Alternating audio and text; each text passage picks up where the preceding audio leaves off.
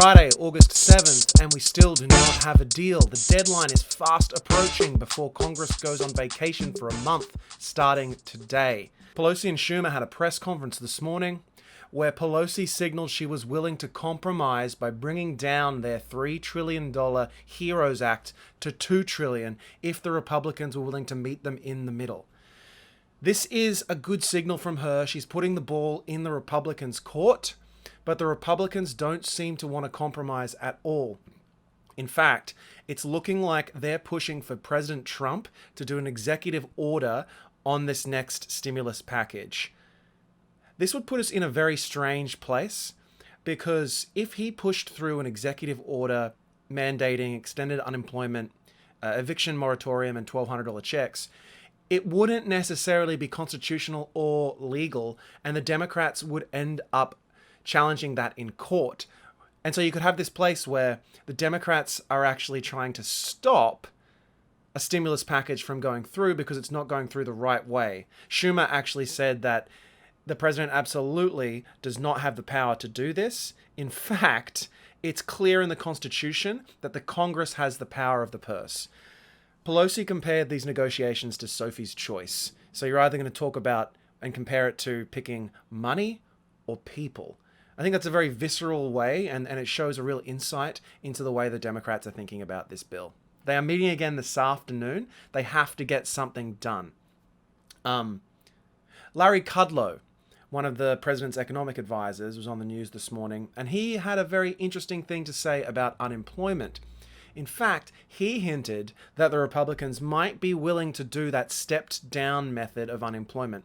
That's where we start at one number, hopefully $600, and then as the unemployment rate drops by percentages, the unemployment pay drops as well. I think this is a really smart way to go about fixing this problem, because if you think about this stimulus like a sugar hit to the economy, if you suddenly come off that sugar fast, you're going to have a crash. If we can taper it out, particularly if it's going to be around December when it runs out, which is right after the election, there's going to be another massive fight with a lame duck president if Donald Trump loses. And because the next president won't be coming in until January the 20th. And that would be even worse than what it is now. But I'm incredibly frustrated. It's like they've lost sight of people.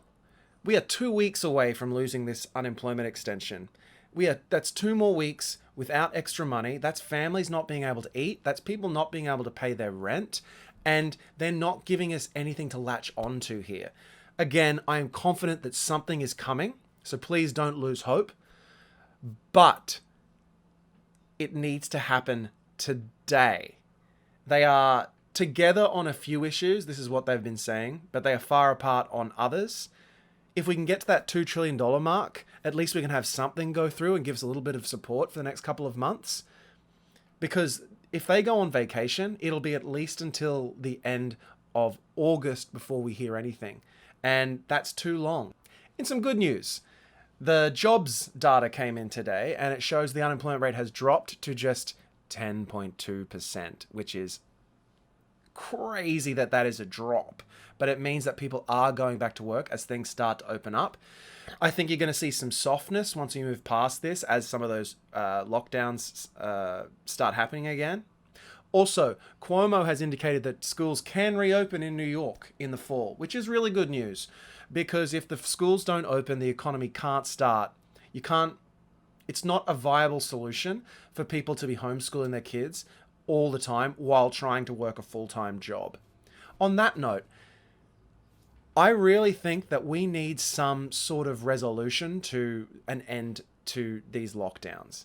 I know it is not politically advantageous for one side or the other to open too fast or too soon, but we need some sort of plan. It seems like we were looking at the data, and now we're not looking at the data. We're just either in the complete lockdown camp or the complete reopening camp.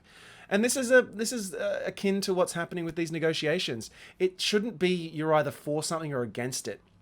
It should be, let's come together as a country, as a nation, and work out how we can navigate our way out of this, because it's not sustainable for us in the long term just to all be in this stasis mode and going round and round and round and round, expecting some money from the government, or needing some money from the government, actually, because they won't let us go back to our lives. But at the same time, we can't just open up the floodgates and go back into offices and bars and entertainment without some science backing it up. So this bill is vitally important, and they need to come to something today. I'll be looking at it over the weekend. I'll be back tomorrow with any more updates. Again, they are meeting this afternoon, so we should get hopefully something this afternoon. And if we don't, there's going to be that executive order, which will be massive news, and I'll be here to break it down for you. So like and subscribe. Thank you so much, and I'll see you on the next one. Bye. And it's a ticket talking Mazda for the figures. That's a comma and a comma and a comma. Gotta get it, get it. And it's a ticket talking Mazda for the figures. That's a comma